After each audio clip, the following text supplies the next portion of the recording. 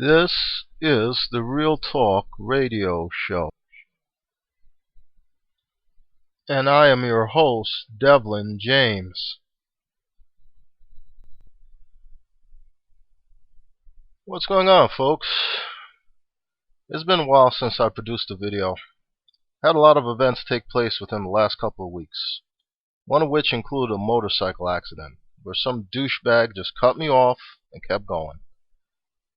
I got to experience my first ambulance ride, complete with a brief stay at the local general hospital. Long story short, I'm fine, no broken bones, and the bike is not too badly banged up. But people still suck. Anyway, I wanted to make a video on a subject that's very close to me.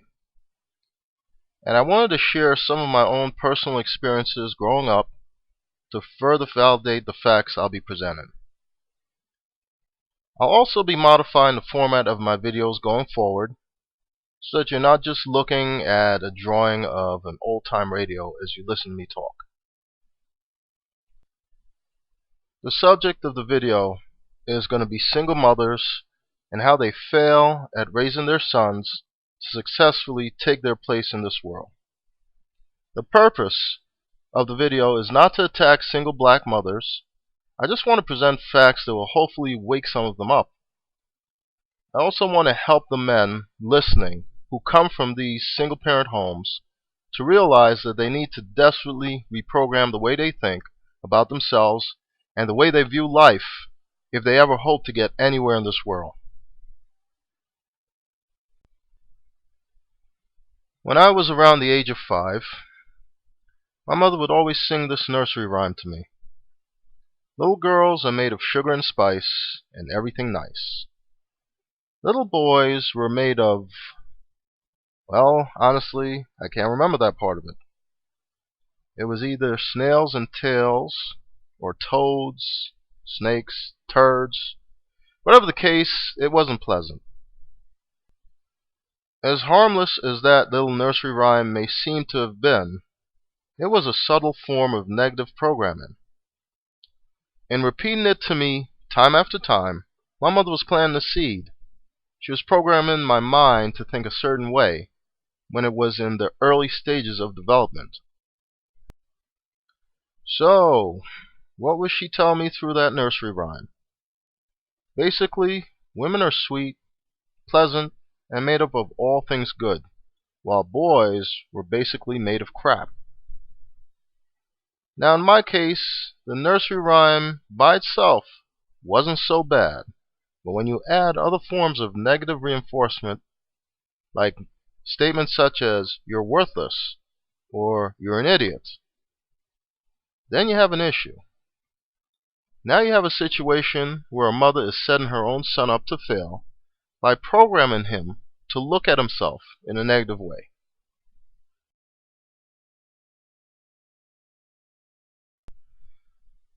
The first major way that single mothers set their sons up to fail is by breaking their spirits from their youth. They do this by chipping away at their child's self-esteem with their constant negative reinforcement. Ultimately, they make their sons feel weak, inferior, and insignificant as men. Why do they do this? It could be for a number of reasons. Personally, I believe that most of them harbor a great deal of resentment towards their child for being born, even though the child didn't have a damn thing to do with their birth or with selecting the type of man that their mother chose to get impregnated by. But yet and still, they blame their sons and put them through hell. A second reason is because these women are clinically insane. Why else would a person try to emotionally and psychologically destroy a child that they helped give life to? Why would they single-handedly try to dismantle someone who will ultimately continue their legacy when they're gone? I have a friend whose mother used to beat him until he bled, simply because he was the spitting image of his father. Now that's a woman with some serious mental issues. I can almost understand why the father didn't bother sticking around. Another reason some mothers do this is because they know that down the road, when that boy develops into a young man, they won't be able to control or discipline him anymore. It's like owning a lion cub, and you know that someday that cub is going to grow into an adult lion. He'll be too big and too powerful for her to control at that point. She can't let this child grow up to be a threat to her. So she has to break him down at a young age and brainwash him into thinking he's weak and ineffective.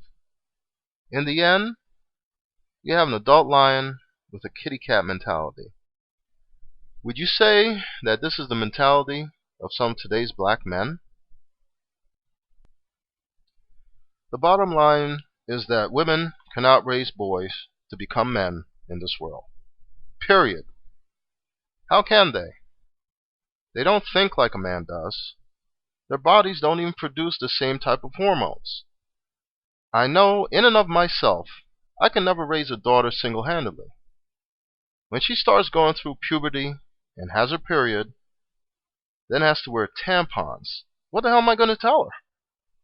A menstrual cycle is something I will never experience in my own life. Thank God. Plus, I don't think or reason the same way a young woman does, and my body doesn't produce estrogen. That's why it kills me when I hear single mothers declaring that they can raise their sons on their own, or saying stupid shit like, I am both the mother and the father. You can't raise boys on your own. You can't. Just look at the present state of the black community. 72% of African American children are raised in single-parent homes. 72%. And 78% of the kids from these homes end up in prison. It doesn't take a genius to figure out why our community is in shambles. Boys need men to show them how to be men. They don't need mothers to break their spirits at a young age, so they end up being ineffective in all they do and try to accomplish when they get older.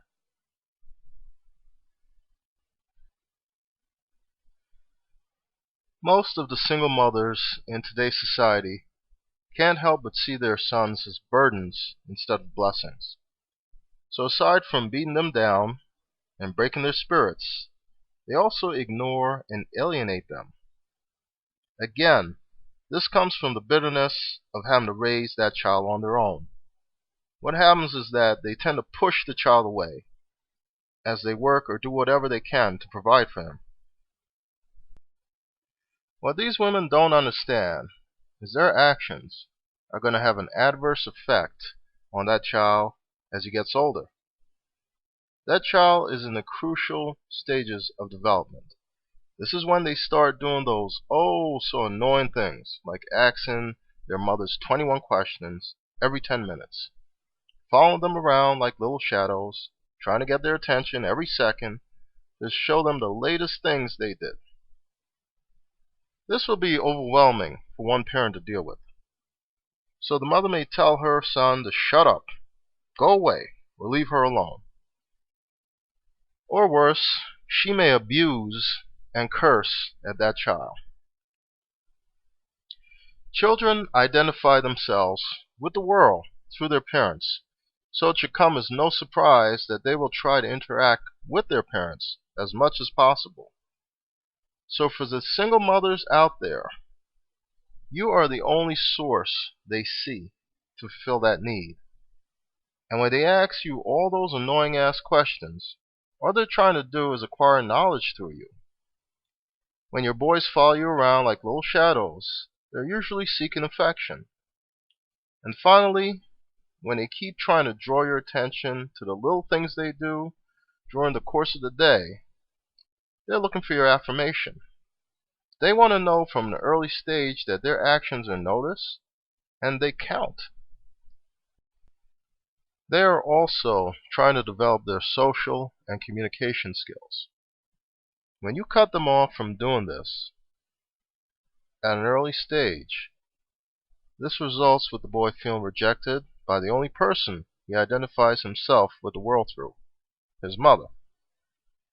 And this will have lasting sociological and psychological effects in the way this boy views himself in relation to the rest of the world. It will also affect his relationship with other women.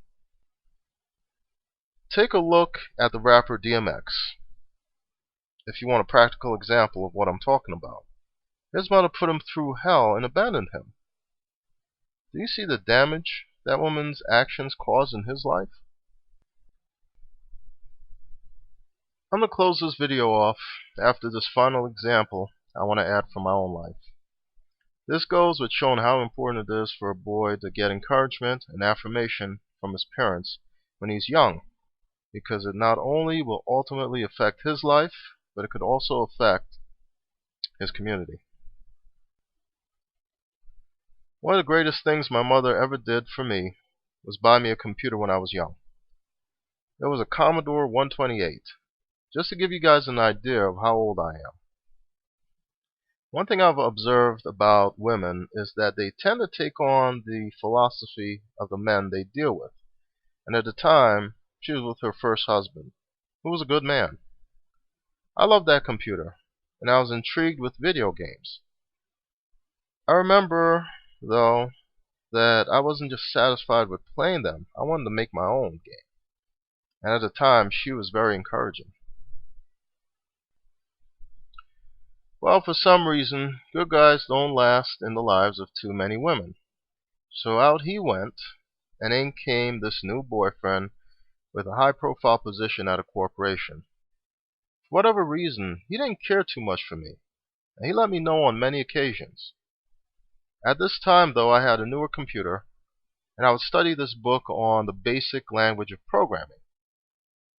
Well, I ended up making a video game through that program when I was in my freshman year of high school.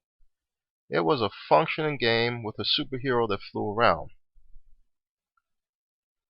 Major accomplishment for a kid, right? Well, when my mother saw it and saw the work I put in it, she told me I was wasting my time. At that time, her boyfriend was influencing her strongly. But in spite of what she told me, I tried to keep at it for some time. But when I hit my first real brick wall, I dropped it in a second. Mark Zuckerberg, whom all of you should know, is the creator of Facebook. I read a brief bio on his life. He showed an interest in programming when he was young. His father quickly hired a tutor to start teaching him programming. You know the rest of the story.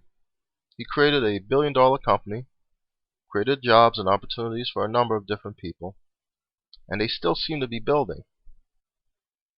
Do I really need to say anything more? It should come as no surprise to anyone why the black race is regressing and we have no hopes of moving forward. If Mark Zuckerberg grew up in a household headed by a black single mother, with all of his talents, all of his abilities, and his vision, chances are that he'd be nothing more than a crackhead in today's society. Once again, thank you for watching. This is Devlin James. Please feel free to comment on this video. Share your thoughts, because this is a subject that needs to be discussed. Please share this video with your friends, and if you haven't done so, subscribe to the channel. More videos to come.